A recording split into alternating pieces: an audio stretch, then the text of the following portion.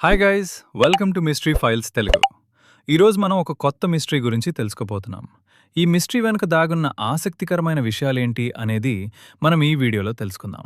భారతదేశంలో ఎన్నో దేవాలయాలున్నాయి, కానీ కొన్ని ఆలయాలు కేవలం భక్తికి మాత్రమే కాదు, వాటి చుట్టూ ఉన్న రహస్యాల వల్ల కూడా ప్రపంచవ్యాప్తంగా ప్రసిద్ధి చెందాయి.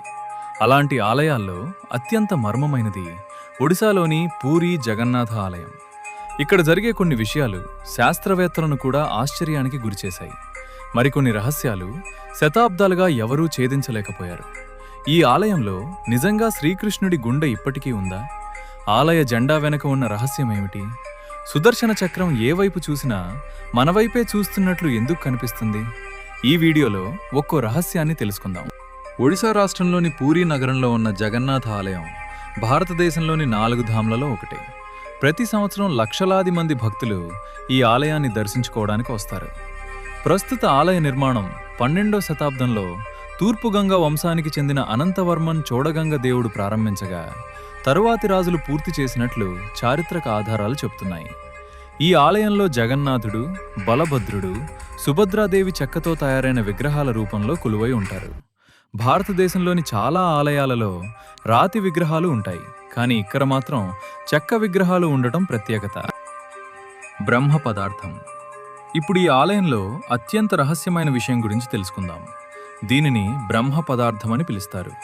ప్రతి 12 నుంచి 19 సంవత్సరాల మధ్య జరిగే నబక లేబర అనే పవిత్ర కార్యక్రమంలో పాత చెక్క విగ్రహాల స్థానంలో కొత్త విగ్రహాలను ప్రతిష్ఠిస్తారు. ఈ సమయంలో పాత విగ్రహంలో ఉన్న బ్రహ్మ పదార్థాన్ని కొత్త విగ్రహంలోకి అత్యంత రహస్యంగా మారుస్తారు. ఈ కార్యక్రమాన్ని కొద్దిమంది ప్రత్యేక పూజారులు మాత్రమే నిర్వహిస్తారు. సంప్రదాయం ప్రకారం ఆ సమయంలో వారి కళ్ళకు గంతలు కడతారు, చేతులకు వస్త్రాలు చుట్టుకుంటారు. ఆ పవిత్ర వస్తువును వారు నేరుగా చూడరని ఆలయ సంప్రదాయం చెబుతుంది. అయితే ఆ బ్రహ్మ పదార్థం నిజంగా ఏమిటి? దీనిపై ఆలయ అధికారులు ఎప్పుడూ అధికారికంగా వెల్లడించలేదు. కొంతమంది అది శ్రీకృష్ణుడి హృదయమని నమ్ముతారు, మరికొందరు అది ఒక దివ్యమైన పవిత్ర చిహ్నమని విశ్వసిస్తారు. అయితే ఇవి ఆలయ సంప్రదాయాలు మరియు ప్రజల్లో ఉన్న నమ్మకాలు మాత్రమే.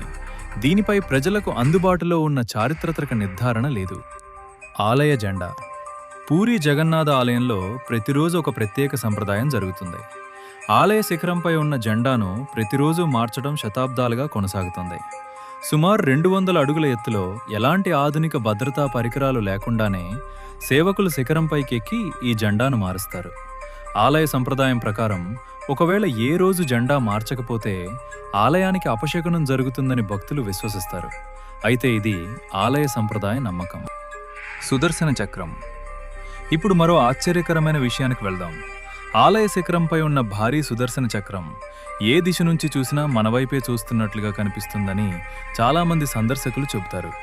ఈ చక్రం సుమారు 20 అడుగుల ఎత్తులో ఉండి అనేక కోణాల నుంచి కూడా ఒకే విధంగా కనిపించడం చాలామందికి ఆశ్చర్యాన్ని కలిగిస్తుంది. దీనికి కారణం ఆలయ నిర్మాణ శైలి, దాని ఆకృతి మరియు మన కళ్లకు కనిపించే దృశ్య ప్రభావం కావచ్చని కొందరు నిపుణులు భావిస్తున్నారు. సముద్ర శబ్దం. పూరీ ఆలయం సముద్రానికి చాలా దగ్గరగా ఉంటుంది. సాధారణంగా సముద్రానికి దగ్గరగా వెళ్తే అలల శబ్దం స్పష్టంగా వినిపిస్తుంది. కానీ చాలామంది భక్తుల అనుభవాల ప్రకారం ఆలయ ప్రధాన ద్వారం దగ్గరకు వచ్చినప్పుడు ఆ శబ్దం తగ్గినట్లు అనిపిస్తుందని చెప్తారు. మళ్ళీ ఆలయం బయటకు వచ్చిన తర్వాత సముద్ర ధ్వని మామూలుగా వినిపిస్తుందని కూడా కొందరు చెప్తారు. దీనిపై శాస్త్రీయంగా భిన్నమైన అభిప్రాయాలు ఉన్నప్పటికీ ఈ అనుభవం ఆలయానికి వచ్చే భక్తుల్లో ఆసక్తిని కలిగిస్తుంది.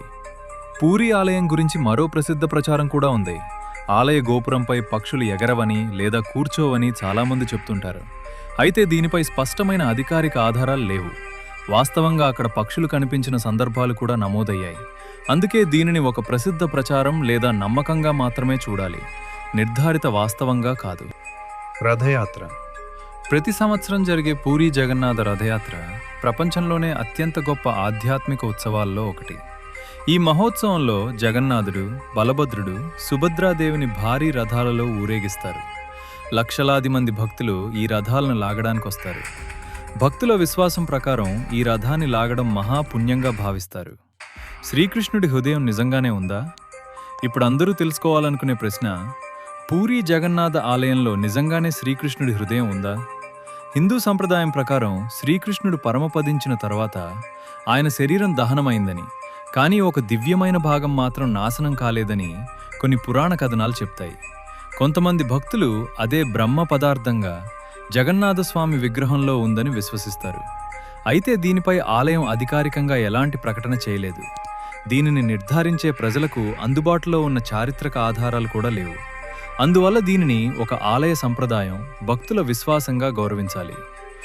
పూరీ జగన్నాథ ఆలయం ఇది కేవలం ఒక ఆలయం మాత్రమే కాదు, ఇది శతాబ్దాల చరిత్ర, గొప్ప సంప్రదాయాలు, భక్తుల విశ్వాసం, ఇంకా ఎన్నో మర్మమైన ప్రశ్నల కలయిక. బ్రహ్మ పదార్థం నిజంగా ఏమిటి? సుదర్శన చక్రం వెనుక అసలు రహస్యం ఏమిటి? సముద్ర శబ్దం గురించి ప్రజలు చెప్పే అనుభవాలకు కారణమేమిటి? కొన్ని ప్రశ్నలకు శాస్త్రీయ వివరణలు ఉండొచ్చు, మరికొన్ని మాత్రం ఇప్పటికీ విశ్వాసంతో ముడిపడి ఉన్నాయి. ఈ రహస్యాల గురించి మీ అభిప్రాయం ఏంటి? మీకు అత్యంత ఆశ్చర్యం కలిగించిన విషయం ఏది? కామెంట్లో తప్పకుండా తెలియజేయండి. ఇలాంటి నిజమైన మిస్టరీ డాక్యుమెంటరీలు తెలుగులో చూడాలంటే మిస్టరీ ఫైల్స్ తెలుగును సబ్స్క్రైబ్ చేసి బెల్ ఐకాన్ని ప్రెస్ చేయండి. మళ్ళీ మరో ఆసక్తికరమైన రహస్యంతో కలుద్దాం. జై జగన్నాథ్.